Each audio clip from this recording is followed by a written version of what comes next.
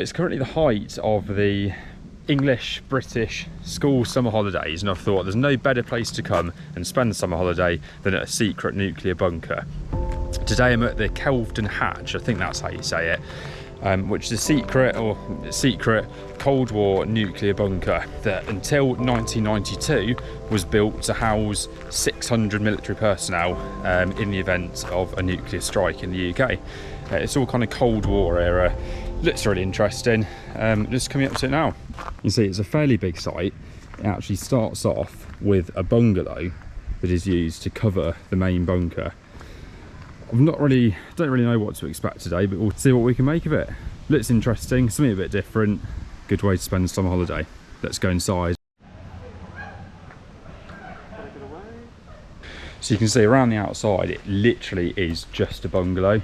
We're fairly near Brentwood in Essex. I don't know if you call that the locality. I mean, the village is called Kelvedon Hatch, but I guess the nearest place is Brentwood in Essex. You can see around the outside it's built to look just like a bungalow, so a bit inconspicuous, you wouldn't really expect anything, but underneath is a network of chambers and tunnels. There we go, they're not too bad prices to get in. £12 for adults, £10 for children, 5 to 16 years, and £30 for a family. And I've had to pay £5, have a filming permit to come in today. Let's go and have a look. Nice, you've got these nice route guides to take around. So just press the button and it will tell you about each individual area.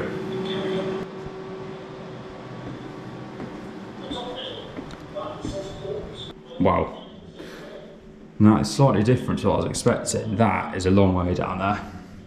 So this is, they've kind of described this as a World War III bunker. So you've got your World War I, World War II, and like your air raid shelters, but yeah, World War III. This is a big nuclear bunker facility. It's quite scary, to be honest, especially watching the film Oppenheimer. It's probably made you a little bit scared. A really interesting quote from the audio tour was from Albert Einstein. He said, World War IV will be fought with sticks and stones, meaning if World War III is fought with nukes, then we'll be back effectively to the Stone Age. It is quite chilly in the bunker today, so the average temperature today is around about 15 degrees C or just under 60 degrees Fahrenheit. I haven't got my jumper with me today.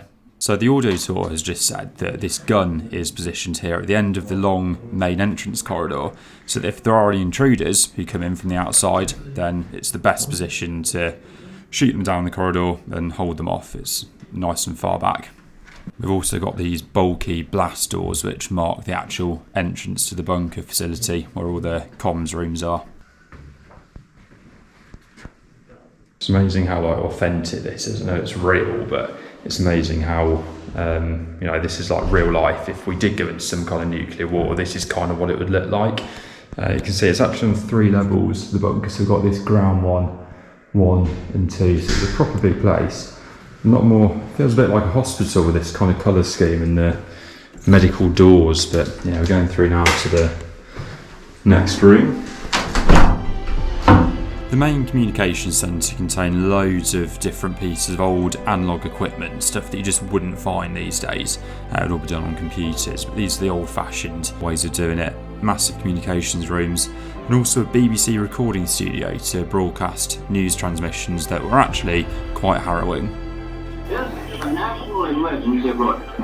As announced earlier this evening, the United Kingdom was heavily attacked with nuclear weapons at 1 o'clock this afternoon. Some of our cities and towns have been badly damaged. Others, together with wide areas of countryside, have been contaminated by radioactive fallout. Stay in your refuge rooms until you are told that you can come out. This order must be obeyed.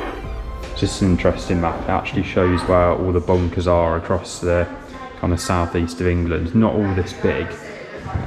This is one of the, as I'm informed, critical government communications bunker, but there are loads all where the dots are. I think we're down in this area, just here. Stretches right across, even on the Isle of Wight.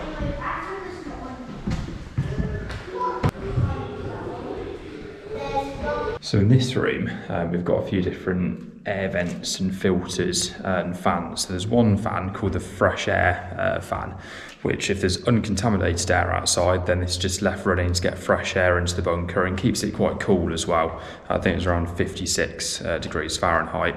If the air does become contaminated, then they switch to the filter fan, which then kind of filters out any radioactive material. Big room and really quite cold in here as well. This is what they call the lungs of the bunker, and there's loads of compressors, fridges, air conditioning units, which run all filtered air, air-conditioned air at the right temperature through the bunker.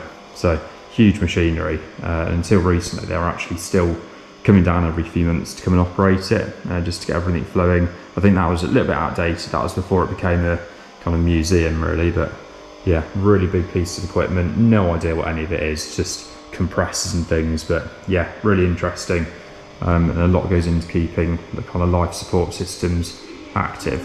That's incredible. So you've got the three kind of cabinet ministers' rooms here, all with quite high power and command. And the Prime Minister as well would be able to come in here and have their own little dwelling. Wow. And of course, there's Margaret Thatcher in her bed. Lovely. Nice little touch. As we continued walking around, the scale of the bunker really became apparent, and the idea of spending months on end down here really felt quite cold.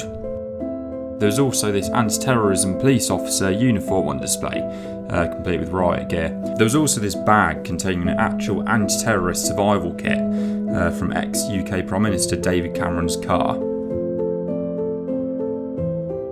I was saying there's a lot to think about when building a bunker. Sick bay, I hadn't thought of that. So anyone who is sick, I suppose, will be put into here. Oh dear. Oh no. What in the Halloween Horror Nights is going on here?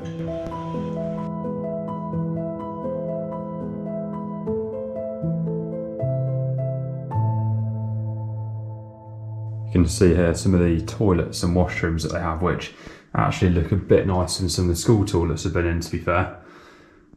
Yeah, still not a nice place, and I would not like to be stuck in here. There's quite a bittersweet feel around the whole facility.